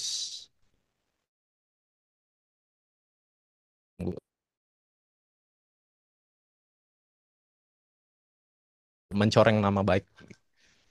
Lalu untuk terdampak sendiri ya, bagian kultur, culture, ya itu potensi penyajian data yang bisa jadi itu bisa tidak sesuai fakta kalau tidak ada sistem digital yang memadai yang apa tuh satu pintu untuk diakses. Lalu kebijakan yang bisa dibilang nantinya ya bisa miss atau tidak tepat sasaran dan sifatnya itu ya bisa tidak etis atau bahkan bias begitu. Lalu untuk masyarakat itu sendiri tidak mendapatkan informasi yang terbaru dan akuntabel. Nah, ini yang cukup apa ya ibaratnya itu seperti kita menunggu kalender tahunan begitu, Bu. Tapi kalender tahunan yang kita dapatkan ya kalender yang masih 2 tahun lalu, 3 tahun lalu, padahal sudah berbeda itu kan agenda tanggal. Mungkin sekarang ada tambahan libur nasional lagi, amin. Sedangkan yang tahun lalu itu belum ada. Nah, itu yang krusial juga di situ. Dan yang terakhir dari sudut pandang digital ethics itu ya dari pegawainya sendiri kebanyakan masih sulit beradaptasi, terutama yang menjelang pensiun. Dan juga yang memang latar belakangnya bukan dari teknologi informasi atau sejenis yang sudah menerapkan pemanfaatan software. Dan juga di instansi sendiri ya itu menurut saya pribadi masih kurang maksimal dan ya itu nanti akan membuat citra sebagai lembaga yang kurang responsif ya terhadap suatu kemajuan yaitu ya kemajuan digital ini dan ada menghilangkan peluang untuk bersinergi begitu, Bro. Dan terakhir dari pimpinan kesulitan mendorong transformasi digital di lingkungan kerja karena hambatan-hambatan tersebut. Baik, itu saja mungkin panjang lebar dari saya, Bu. Dan mewakili dari kelompok, terima kasih telah menyaksikan pemaparan dari kami. Saya kembalikan ke Ibu. Terima kasih. Oke, Mas, tuh punya jenengan Mas, isu jenengan Mas. Oke. Ini mungkin lebih disimpelkan ya kata-katanya isu itu. Oh, Belum maksimalnya, kita aja. Belum oh, maksimalnya maksimalnya. digitalisasi, Oh, oke. digitalisasi inventarisasi, Oke. inventarisasi penyajian data dan informasi. Coba lebih nanti maksudnya akan sama. Belum maksimalnya digitalisasi, ya, Mhm. inventarisasi penyajian data dan informasi Dimas Katolik Kanwil DIY. Wow, rasa-rasa no. Oke, sudah langsung saya ubah. Ih, Nah, gitu ya. Nanti kan sama aja sebenarnya ini, tapi terlalu banyak komponen di situ. ya, terlalu Potensi apa bertele-tele itu? ya. Ya, bertele-tele, betul. Masif, secara masif pada proses nggak usah. Ya, memang tentang apa? Tentang inventarisasi, penyajian data. Inventarisasi apa? Oh, inventarisasi penyajian data dan informasi. Kan ngono tak? Hmm. Wes. Ya. Siap, Bu. Ada Oke. lagi mungkin, Bu? Untuk yang dalam-dalamnya ini saya kira sudah, sebenarnya saya tak tahu maksudmu ya. Aku tahu yang kau mau sebenarnya ya. Ah, Oh, oh, ini mumpung cek bujangan. waduh. Oh, Iya. saya belum nge-spill loh tadi, Bu. Nah, ya aku ramani nek saya ngudu bujangan ya. Ada, ada. Nah, gitu nggih. Jadi kalau isinya oke lah ya. Isinya saya udah pasin digital skill tentang apa, safety tentang apa nggih. Hanya isunya aja yang apa namanya, nggak usah kata-kata yang nggak perlu ya, nggak usah ditulis di situ. Baik, Bu. Oke, Oh, terima izin, Bu. kasih. Nggih, Mas. Mungkin sedikit tambahan juga untuk yang isu saya sendiri ini. Hmm. Rencananya ini mau jadi join project atau kolaboratif project gitu, Bu. Jadi di sini mungkin Eh, peran. pertanyaannya sekarang. Oke. Ini kan baru isu. Nanti Ya, penjenengan cara menyelesaikan isunya ini dengan cara bagaimana untuk mengatasi atau solusi dari isu ini mau bagaimana caranya? bekerja sama. Kok bekerja sama? Pakai apa? Ini kan digitalisasi. Oh ya. Halo, Beberapa tools-tools pendukung. opo misal contoh. Ya paling Rencananya. sederhana. Ya. Yang sederhana itu misalnya untuk pengolahan data itu bisa menggunakan Excel, Bu. Alah lah, Baru-baru Excel. Excel itu buat ngimpun datanya, Bu. Ngimpun dulu nih. Langsung tak, Disclaimer dulu nih, Bu. langsung tak EC ya. Alah lah, Ah, dan Excel. juga rencana produk akhirnya, Bu, itu dalam bentuk semacam e-book atau e-katalog. Nah, ngono maksudku. Ya. Kalau kalau mau menginventarisasi, jadi kan ada data dan informasi. Betul. Itu kan yang biasa disajikan ya di Kanwil lah, di Bimas Katolik misalnya ada penyajian data dan informasi. Itu kan mau diinventarisasi. Lah inventarisasinya ini maksudnya secara digital. Nah, digitalnya mau pakai apa? Jenengan kayak bikin aplikasi Oppo atau mau pakai aplikasi apa? Karena apa? Karena ini rawan kebocoran. Tadi jenengan bilang rawan kebocoran data. Biar data nggak bocor, bagaimana caranya? Bikin apa yang pakai aplikasi yang ada, misalnya pakai misal ya, pakai Moodle kayak misal kayak Moodle kayak gitu, kemudian jenengan jenengan bikin sistem.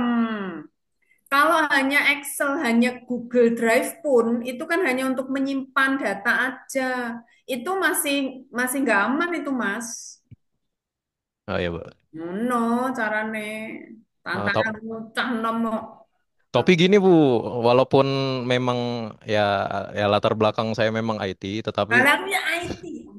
ya uraian tugasnya saya tidak mau melenceng, Bu. Kayak membuat aplikasi kan itu ya job desk-nya Prakom ya, Bu.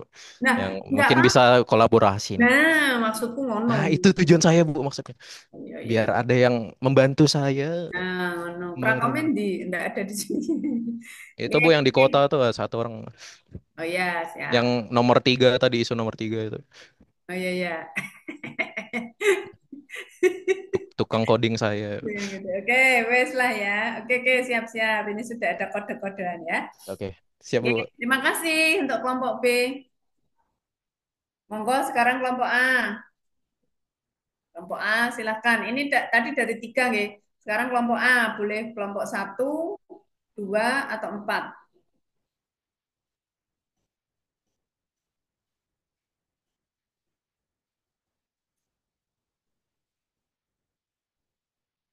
Saya nanti coach kelompok berapa ya? 4. Empat. Oh ya, Oke. oke, siap. Nanti yang kelompok empat siap dengan saya. Ayo, siapa yang A?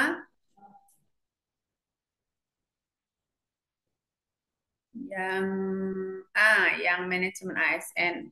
Mas Reza, Maulana Reza, itu tadi jenengan itu kalau isunya kayak ngono, ya toh, itu lebih tepatnya sebenarnya ke manajemen, ya ke manajemen Ya, ASN. Bu. Itu mungkin di sana Oh, ada mungkin saya karena latar pengadaan. belakang kuliah manajemen ya, Bu. Kepikiran itu jadinya, Bu. Di sana ada apa komponennya? Misalnya ada pengadaan, ada perencanaan, ngono, bisa tekan mata SSO digital skilling ngendi, penyediaan teh manis, jenengan Meskipun, Bu, ya masih ada wes yang mau diungkapkan, Bu. orang. Masa Mbak Sinta, Saya tampung.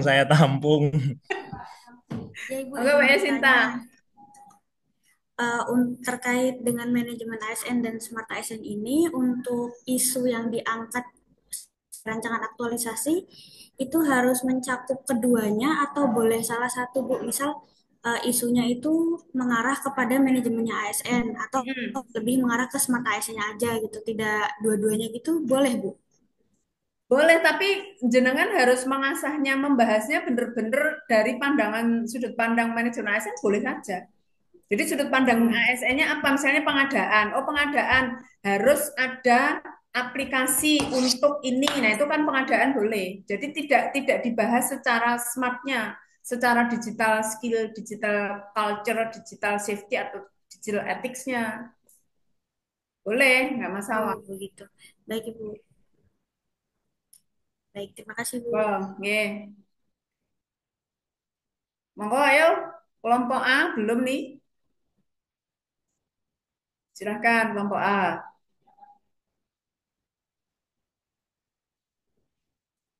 Di kelompok A, jelas ngantuk aku. Aku dari pagi loh belum selesai. Nanti masih ada 2 kelas lagi. Mas Nanang, neng warung-warung sih lo Mas. Ayo, siapa?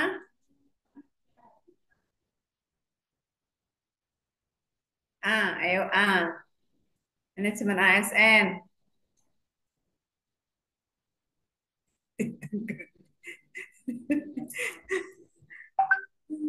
Ayo, nak ragu ngantuk loh. Nah, dari pagi belum leren, belum istirahat loh.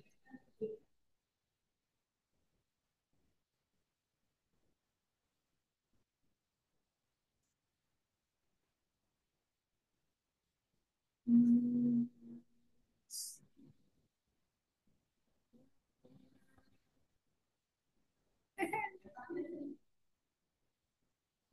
Ayo yang A mau kelompok. Yuda ini kelompok berapa? Belum dirinem ini. Yuda Octavia. Angkatan berapa, kelompok berapa? Muhammad Syafri itu angkatan berapa, kelompok berapa? Iya, Bu, mohon Nah, maaf. mana ini belum dirinem ya.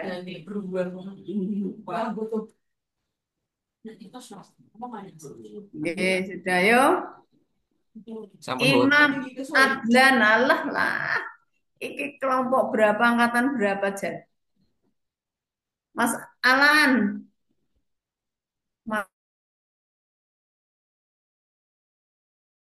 mana?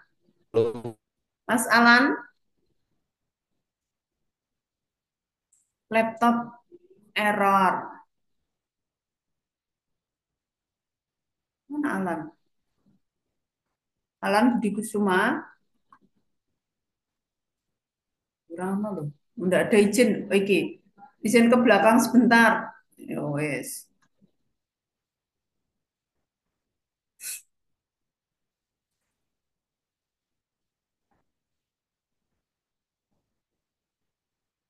Alam.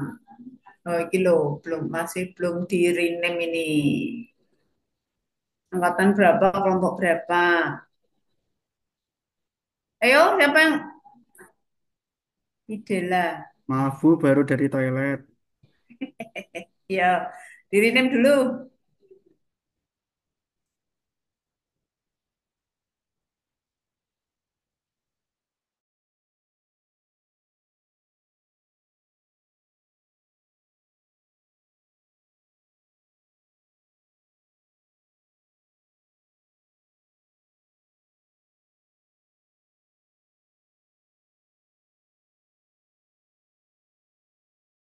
Kan jam biru, monggo.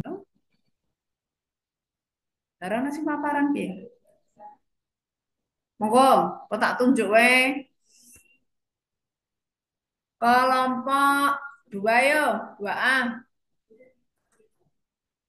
Nggih, Bu, kelompok doa. Ya, ayo Mas Wisnu, ayo. Izin share screen nggih, Bu. Ini senangannya ditunjuk loh ya. Yo Mas Nggih, Wisnu. Bu. Ya. Oke, baik. Bismillahirrahmanirrahim. Assalamualaikum warahmatullahi wabarakatuh. Agak dibesarkan nih wong tua barang ya cukup kedip. Yes gitu. Baik, sampun Ibu. Ampun Mas. Nggih, baik. Assalamualaikum warahmatullahi wabarakatuh. Selamat siang, Ibu Fatma Widyastuti dan juga teman-teman peserta Latsar angkatan 66 ya, periode 11 ya. Eh, Kami dari kelompok 2A di sini eh, mendapatkan tugas kelompok yaitu identifikasi dan deskripsi isu berdasarkan implementasi manajemen ASN. Nah, kami kelompok 2A beranggotakan saya sendiri, Yusuf Wisnu Mandaya, kemudian ada Zulfikar Ahmad Fadoli, selanjutnya ada Zayana Vicky Farikah, kemudian ada Zulfatul Faizah dan juga apa namanya Askia Maulani. Nah, kami juga sebenarnya hampir sama Ibu seperti kelompok sebelumnya. Tadi karena eh, tugasnya ada 3 isu minimal. Nah, tapi karena kami masing-masing memiliki memasukkan isu dan juga kami juga berasal dari instansi yang berbeda-beda semua, maka kami masing-masing menyumbangkan isu. Nah, menyumbangkan isu masing-masing. Kemudian kami eh, apa namanya? Kalau yang tadi kan dijelaskan Smart ASN, kemudian menjelaskan dari pilar-pilarnya begitu nggih, ada literasi digital, kemudian ada apa digital safety dan lain-lain.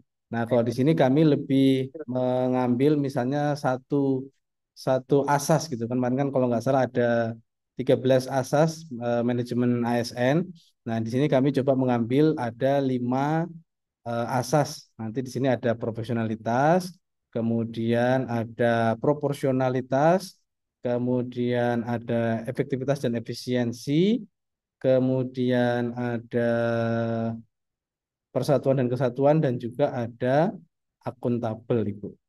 Nah, ini yang pertama eh, ada sebentar tadi. Nah, ada profesionalitas. Di sini yang akan menjelaskan adalah Ibu Zayana Vicky Farika. Monggo Ibu Zayana, kami persilahkan. Baik, terima kasih Pak Wisnu. Izin Ibu Fatma, suaranya terdengar nggih? Silahkan terdengar Dengar, benar. terdengar. Oh, nggih. Betul sekali. Assalamualaikum warahmatullahi wabarakatuh. Waalaikumsalam. Jadi, saya sebagai jabatannya adalah penyuluh agama Islam di KUA Rongkop Gunung Kidul. Ini mengambil isunya adalah kurangnya kreativitas penyuluh agama dalam pemanfaatan untuk penyuluhan. Jadi yang saya maksud yaitu penyuluh agama itu memang dalam satu bulannya itu ada batas minimal penyuluhan dalam media sosial. Namun banyak sekali di tempat saya, walaupun notabene itu masih muda, itu penyuluhannya hanya berupa screenshotan diupload Hmm. di media sosial. Jadi masih kurang kreatif seperti halnya dalam pembuatan video atau flyer atau mungkin bisa melewati web gitu, Ibu. Lalu kemudian untuk dampaknya apa? Untuk dampaknya yaitu kepada masyarakat keterbatasan akses informasi keagamaan. Jadi karena seperti itu, karena melewati screenshot saja, kita tidak bisa mengembangkan kemampuan kita untuk membuat materi-materi yang mana itu berbasis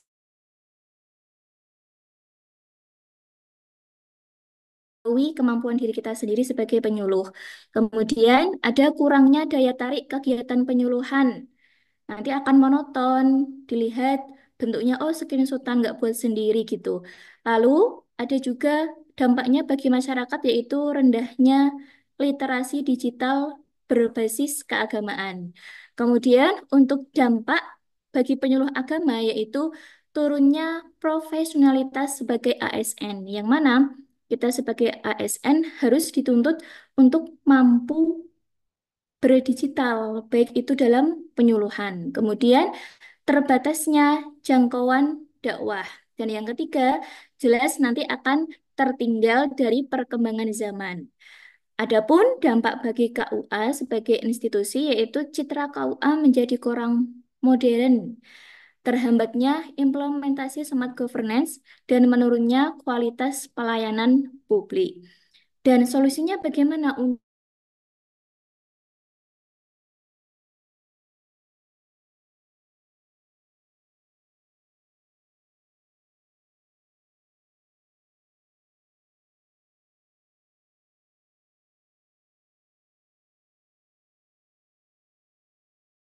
literasi digitalnya? Dan yang kedua yaitu penggunaan platform digital secara inovatif.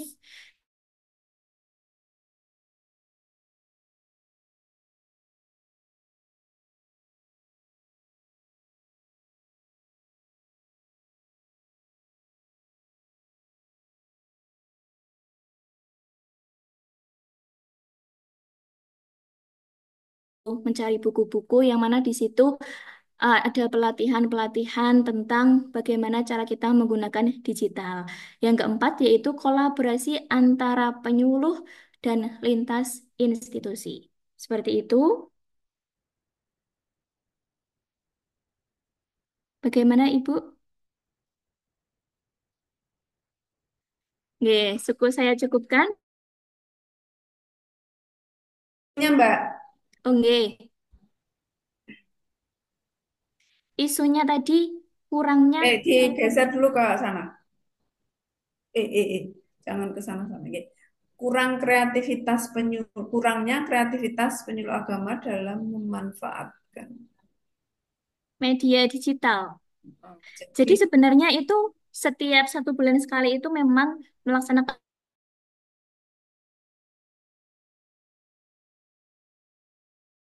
itu ini layanan publik itu layanan apa aja?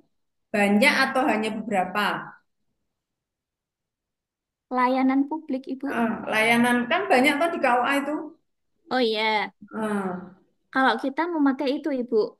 Kalau di sini memakai akun medsosnya masing-masing. belum pakai KUA belum punya medsos. Sudah, cuma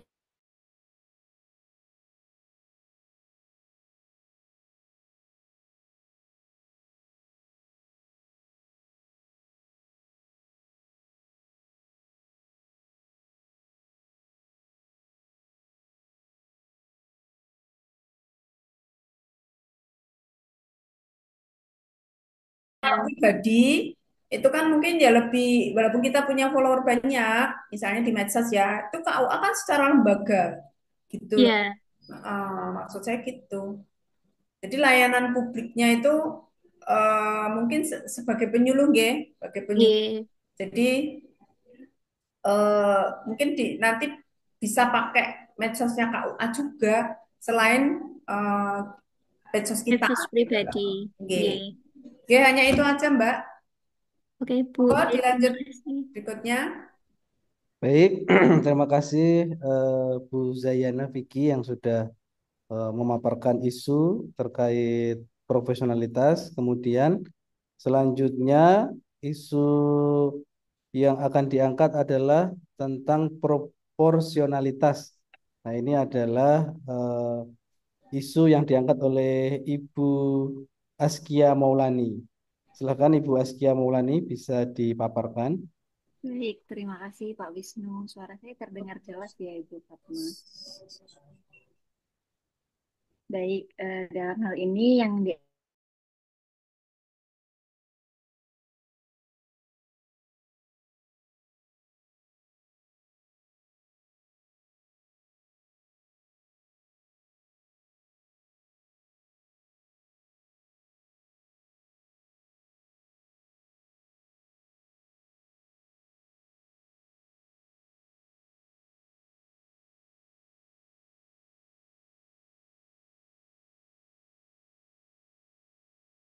Dengan kan sudah anu toh, sudah mengidentifikasi isu kan kemarin-kemarin itu. Pakai Iya, Bu. salah satu, ambil salah satu aja nggak apa-apa.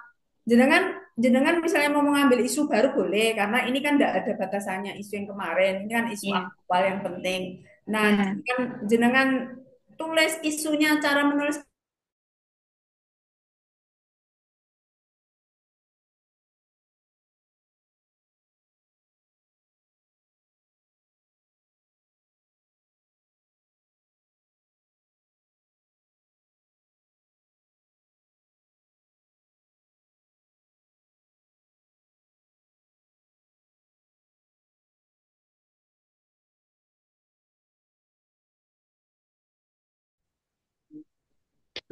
belum ya tadi.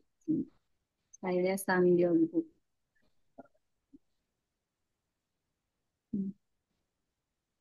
Itu yang share screen Mas Wisnu ya. Iya, Bu. Itu kenapa Ya, mohon maaf ini hilang saya dari tadi hilang ketendang itu? terus ini Bu. Ya, Baik, boleh naik ke bawah, Mas. silakan.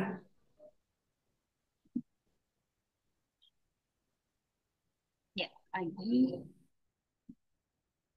Nah, deskripsinya adalah bahwasanya Kabupaten Klaten ini rata-rata memberangkatkan lebih dari 1.000 jemaah haji per tahun dengan mayoritas berusia di atas 50 tahun.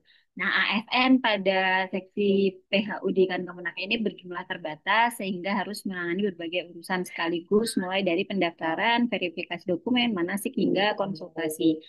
Nah, tidak adanya proporsionalitas antara jemaah dengan petugas ini yang menjadi isu saya dalam tugas ini.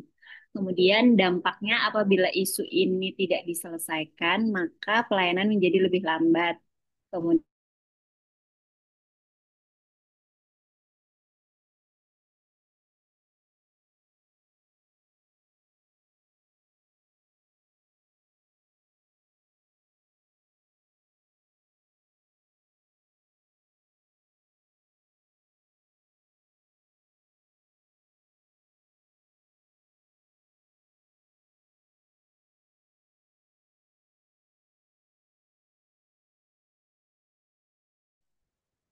Kemudian dampak bagi ASN adalah penurunan kinerja dan potensi kesalahan administrasi.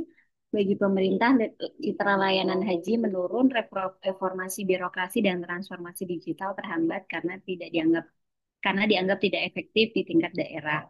Kemudian solusi yang dikaitkan dengan manajemen ASN adalah redistribusi tugas proporsional, membagi tugas di internal kantor secara lebih proporsional, misalnya dengan membentuk tim khusus layanan digital, tim administrasi manual, dan tim edukasi jemaah. Optimalisasi literasi digital jemaah dengan mengurangi beban ASN dengan mendorong melalui inovasi buku saku elektronik, tutorial digital, dan bimbingan kelompok kecil agar jemaah lebih mandiri. pemanfaatan teknologi, mengembangkan sistem pelayanan daring yang lebih ramah pengguna atau user friendly, sehingga mengurangi beban manual ASN di kantor. Kemudian walaupun ada volunteer dalam petugas jemaah haji, namun peran utama dalam hal ini adalah ASN dari administrasi, tanggung jawab hukum hingga ke pelaporan. Volunteer dalam hal ini petugas jemaah haji non ASN itu lebih banyak berfokus pada pendampingan teknis, bukan tugas inti administratif dalam pelayanan haji dan umroh. Jadi saya kembalikan.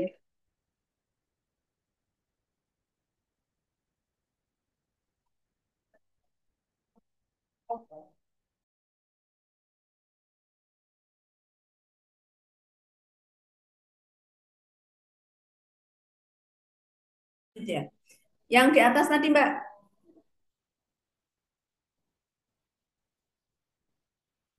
nggih. Ini kan maksudnya kurang seimbang ya, kurang seimbang atau kurang proporsi ya beban kerja. Betul. Itu kan isunya nggih. Nah, kira-kira nanti untuk menyelesaikan isu itu nanti mau bagaimana coba menurut jenengan? Caranya bagaimana? Lebih membagi beban kerja di dalam tim. Terus terus dengan cara bagaimana? Membagi terus dengan cara bagaimana? Cara membaginya piye? Ya, itu nanti saya pikirkan lagi, Bu. Ya, belum terpikirkan ya. Ya, nanti sama mentor sekalian. Oke, Ketika. Oke, bisa dilanjut dulu. Baik, terima kasih, Ibu. Terima kasih Ibu. Terima kasih juga sama Ibu Askia Maulani. Selanjutnya di isu yang ketiga yaitu efektivitas dan efisiensi. Ini adalah isu yang dibawa oleh Ibu Zulfa. Ya, silakan Ibu Zulfatul Faiza bisa dipaparkan. Terima kasih Mas Wisnu. Untuk selanjutnya adalah isu efektivitas dan efisiensi, di mana isunya adalah minimnya fasilitas dan peralatan laboratorium IPA di MTS Negeri 4 Tegal, serta kurangnya kemampuan guru dalam mengelola laboratorium IPA serta laboratorium digital. Jadi karena isu ini maka pengelolaannya kurang efektif dan kurang efisien, sehingga banyak sekali alat-alat laboratorium yang rusak, juga masih belum lengkapnya fasilitas-fasilitas yang ada di lab. Laboratorium, deskripsi isunya, laboratorium IPA di sini penting untuk kegiatan belajar mengajar di MTS Negeri 4 Tegal. Namun banyak sekali ya karena kurang optimalnya perawatan dari guru atau pengelola sekolahnya, sehingga laboratorium IPA yang sebetulnya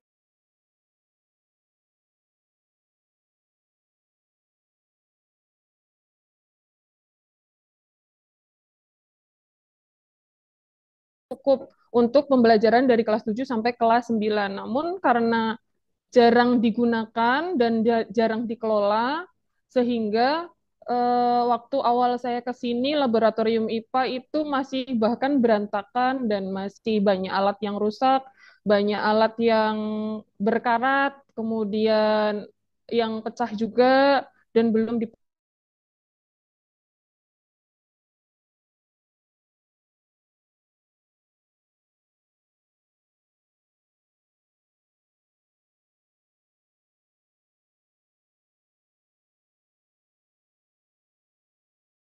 juga dan juga bagi sekolah. Dan dampak-dampak yang terkait, yang pertama bagi siswa yaitu kesulitan mengembangkan keterampilan proses sains, yakni mengamati, mengukur, dan menyimpulkan, apalagi pada saat ini untuk anak-anak yang banyak dikeluhkan, anak-anak sekarang masih minim literasi hitung dan literasi sainsnya apalagi begitu. Kemudian menurunnya minat belajar IPA karena dominan bersifat teori. Jadi jarang di laboratorium. Kemudian berkurangnya daya saing siswa dalam lomba akademik maupun persiapan ke jenjang berikutnya. Dan kebetulan memang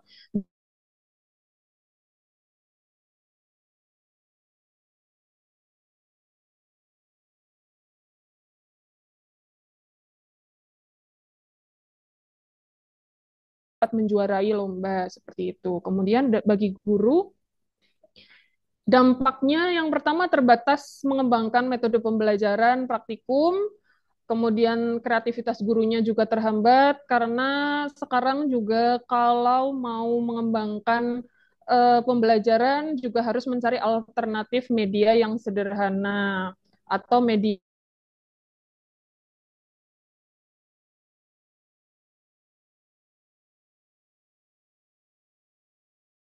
dan profesionalitas tidak dapat sepenuhnya dioptimalkan tanpa dukungan fasilitas. Kemudian yang terakhir yaitu menghadapi resiko penilaian kinerja yang rendah dalam aspek inovasi pembelajaran. Kemudian bagi sekolah, dampaknya yang pertama kualitas layanan pendidikan menurun karena salah satu standar sarana dan prasarana tidak terpenuhi. Ini juga berpengaruh terhadap akreditasi madrasah terkait ketersediaan laboratorium yang layak. Kemudian berkurangnya daya tarik sekolah di mata masyarakat yang dapat mempengaruhi jumlah pendaftar baru. Kemudian yang berikutnya, terganggunya pencapaian visi sekolah dalam membentuk siswa yang kompeten dalam bidang sains.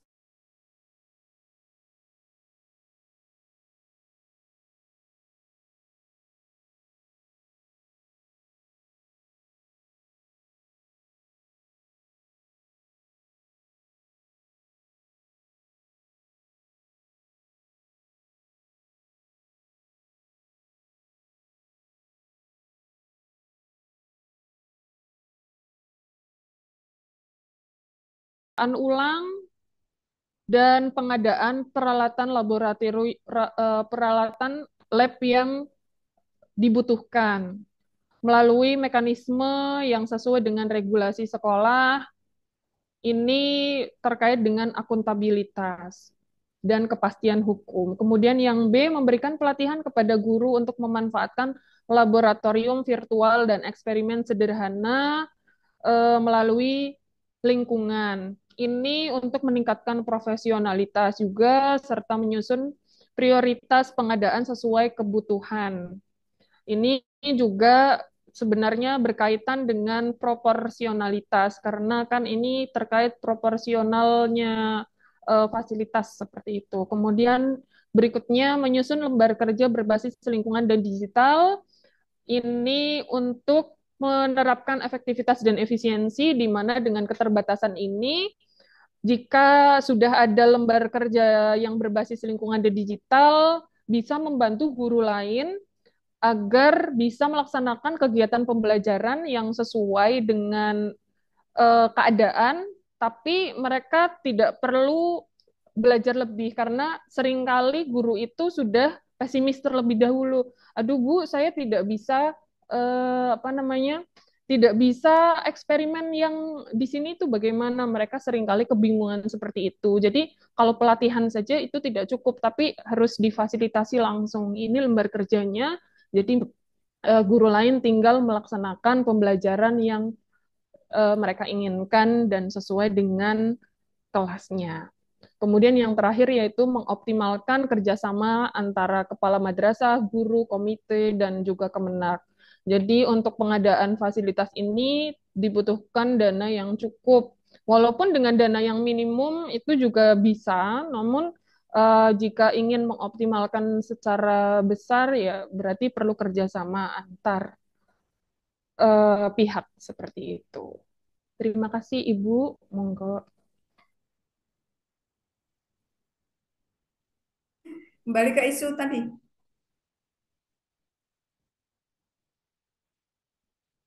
Nah, minimnya fasilitas dan peralatan laboratorium IPA. Kalau peralatan itu kaitannya dengan alat-alatnya ya, alat-alat lab. Kemudian kalau fasilitas itu mungkin ruangannya, ya, di NTSN. Ini di laboratorium IPA itu kalau laboratorium digital itu terpisah atau di laboratorium IPA juga?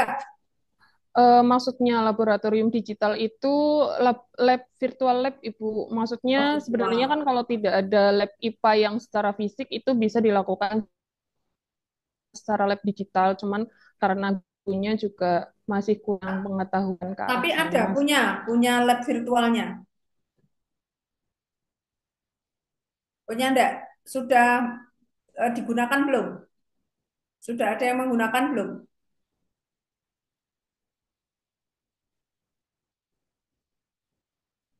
Mbak siapa ini tadi? Mbak Zulfatul ya? Ngelik sepertinya Mbak Iya, Zulfa, ini Bu. macet sepertinya Bu itu. Ini kalau laboratorium digital, namanya laboratorium virtual.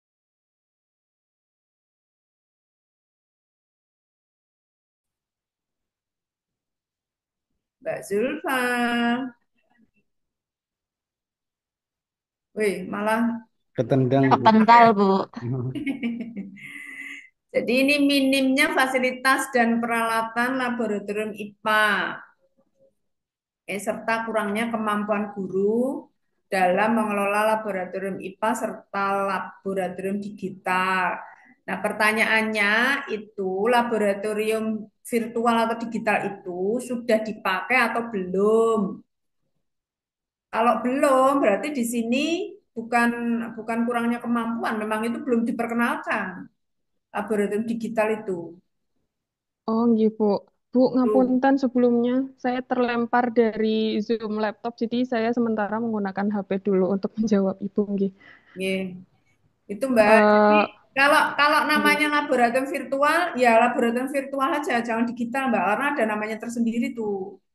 Laboratorium Oh, virtual nggih, Bu. itu. Nggih. Nah, pertanyaannya apakah selama ini lab virtual itu sudah dipakai atau belum atau baru mau dipakai? Belum, Bu. Makanya saya tulisnya kan kurangnya kemampuan. Ya kan belum dikenalkan. Oh, nggih. Oh, nggih, Bu. Kenalkan Nggih, nggih, gitu. Bu. Nggih. Jadi gini. Kalau ini manajemen ya, manajemen ASN. Jadi eh, kemampuan dalam mengelola, ya, mengelola serta kurangnya kemampuan guru. Kalau guru itu kan bukan mengelola lab, Mbak. Kalau lab itu kan yang mengelola kan apa itu namanya? Jenenge apa jenenge? Pranata, Laporan, Bu. Nah, laboran, betul. Pranata. Laboran. Yang mengelola itu mengelola lab. Mengelola lab itu laboran. Berarti di sini kemampuan guru dalam ya menggunakan lab IPA untuk pembelajaran IPA itu. Mengelola jadi menggunakan lab IPA dan lab IPA virtual, lab IPA apa ya? Manual, masuk manual kalau virtual. Lab IPA, lab IPA dan lab IPA virtual, nah, enggak apa-apa sih ya sebenarnya. Jadi kalau kalau begitu nih dua-duanya lab IPA maupun lab virtual gitu. Jadi dalam menggunakan gitu. Kurang kemampuan guru dalam pembelajaran IPA gitu. Kan ini pelajarannya IPA, bukan fasilitas peralatan dan pengelolaan lab itu bukan bukan tugas guru IPA kan? Nggih, Bu. Tapi Jenengan guru. saya guru IPA, Bu. Cuma di Ayo. sini itu kebetulan guru IPA juga sebagai Nah, mengelola lab dan sebagai laboran seperti itu, Bu. tapi kan ini kalau jenengan guru kan untuk ngajar. Lah ini nggak ada untuk pembelajarannya. Jenengan hanya menggunakan alat lab dan mengelola lab saja untuk apa? Kan Kan nggih, justru karena isunya kan karena minimnya fasilitas itu mempengaruhi pembelajaran karena fasilitasnya nanti tidak ada. pembelajarannya mana? Oh, nggih, Bu. Berarti nanti saya Itu masukkan. iya, Nggih, Bu. sebutkan. Nggih, Bu. Siap, Makanya Bu. tak tanya. Nggih, Bu. Siap. Oh, berarti nanti saya Kalau masukkan untuk ke dalam. pembelajaran boleh tambahkan pembelajaran. Jadi Oh, minimnya fasilitas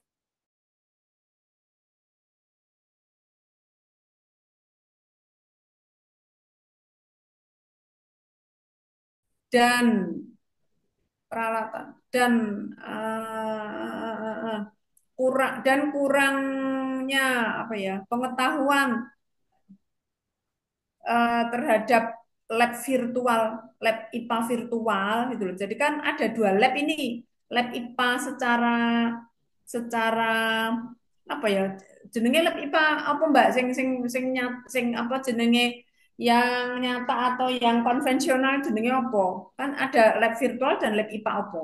Cari cari di Google ya namanya apa yang tepat. Oh, nggih, Dalam Bu. pembelajaran IPA di MTSN 4 Tegal. Nah, ngono bener. Oh, nggih, Bu. Nggih. Kan pembelajaran IPA. Gitu nggih. Nggih.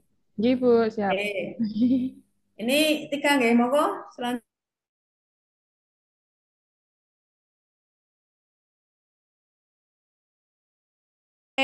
Halo. divisi. Yang Time tiga over, dah. Bu. Yang tiga dah. Wes. Oke, gitu nggih.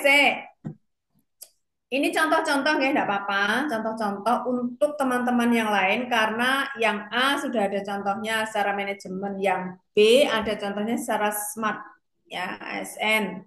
Tetapi yang manajemen ASN ini mestinya cara pembahasannya seperti yang smart ASN tadi. Tahu maksud saya ya? Tahu ya? Jadi manajemen ASN yang ada di isu misalnya isu ini minimnya fasilitas dan peralatan lab IPA di MTSM dan bla bla bla bla nanti dibetulkan itu secara ditinjau dari manajemen ASN misalnya dari perencanaan bagaimana, dari pengelolaan bagaimana, dari pengadaan bagaimana gitu loh. Kayak tadi di Smart ASN ya, kalau dari digital skill bagaimana, digital safety bagaimana, digital etik bagaimana, digital culture bagaimana, gitu maksud saya. Tahu ya? Nggih, Bu, siap. Nanti bisa share ya, untuk kelompok ini. Kemudian nanti silahkan nanti bisa ke coach masing-masing karena setelah ini penjenengan bisa ketemu coach masing-masing coach. Oke, gitu. Saya kira untuk saya sekian dulu.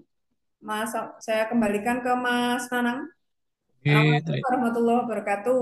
Waalaikumsalam warahmatullahi Waalaikumsalam wabarakatuh. warahmatullahi Waalaikumsalam wabarakatuh. warahmatullahi wabarakatuh. Matur Oke, suwun, Bu. oke, terima kasih Bu Fatma. Selanjutnya Bapak Ibu silakan menuju ke kelompoknya masing-masing. Yang untuk Bu Rohana tetap setengah empat, nggih. Karena masih setengah empat, silakan Bapak Ibu yang mau sholat atau ke belakang atau ke toilet, silakan ke toilet, tapi tetap masuk di kelompok satu, ya, di room satu. Itu nggih Bapak Ibu. Terima kasih. Monggo silakan menuju Oke, roomnya masing-masing. izin saya ke room 4 ya. Nggih Bu Fatma.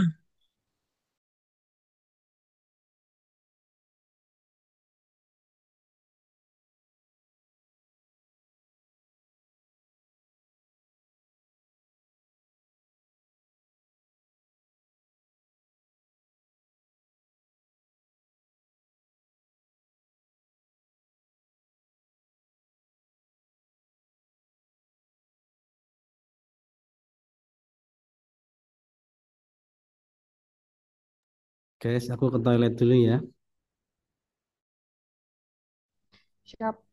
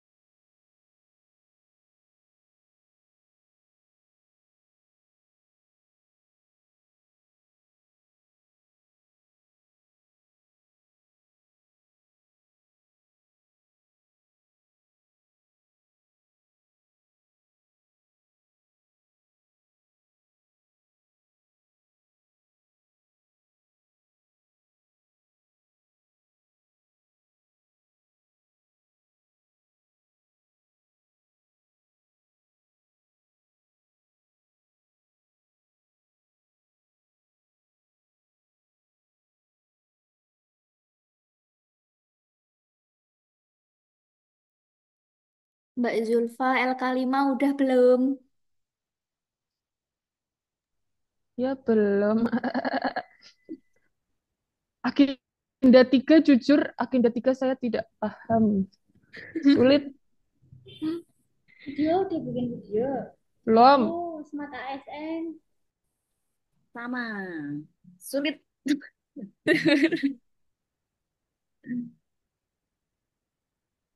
Kan, ditunjukkan. Mm-mm.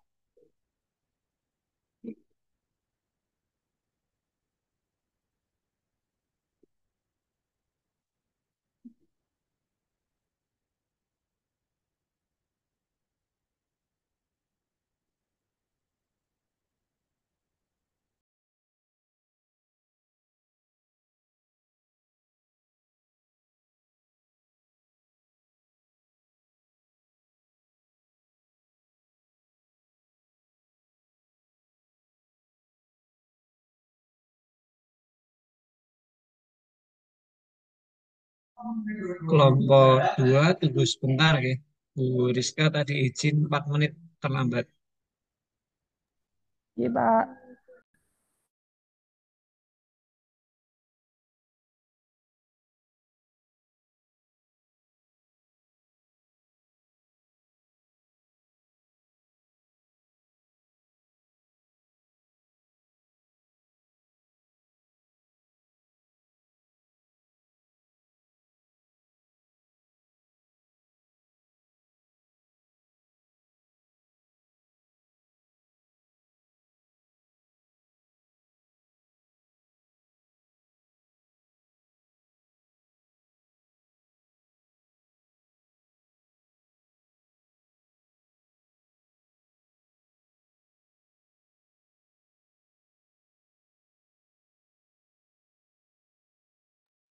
Belum mulai ya? Belum ya?